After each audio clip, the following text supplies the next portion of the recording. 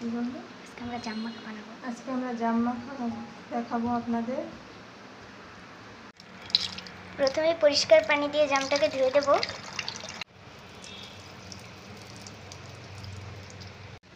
তো এখন আমাদের কিচেন গার্ডেন থেকে ধনিয়া পাতা নিয়ে আসবো। তো হলো আমাদের বেলকনি।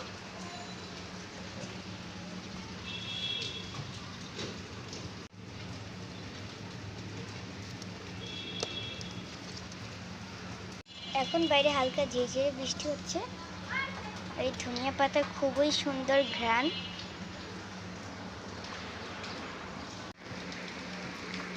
বৃষ্টির পানি দিয়ে ধনিয়া পাতাটাকে ধুয়ে দেবো। একটা বাটিতে রেখে দেবো। আগে থেকেই মরিচ পোড়াটা করে নিয়েছি। ধনিয়া পাতাটা কেটে নিব জাম ভর্তার জন্য। জাম ভর্তা এখন দিয়ে দিব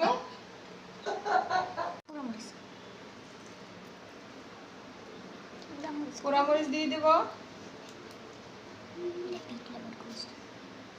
আর 1 চিমটি বিট লবণ দিয়ে দিব। একটু লবণ দিয়ে নেব।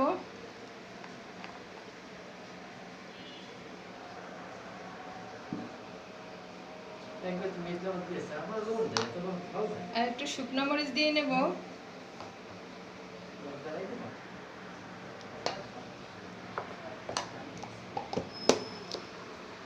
এবার একটু মাস্টার্ড অয়েল দিয়ে নেব। দেওয়া হয়ে গেছে। এবার হাত দিয়ে আমি কষলিয়ে মাখিয়ে নেব। এখন আমি ভর্তা করে নেব হাত দিয়ে। জাম ভর্তাটা খেয়ে দেখবেন, অনেক টেস্ট। এভাবে বাসায় তৈরি করবেন। একটু হাত দিয়ে চেপে চেপে কষলিয়ে নেব।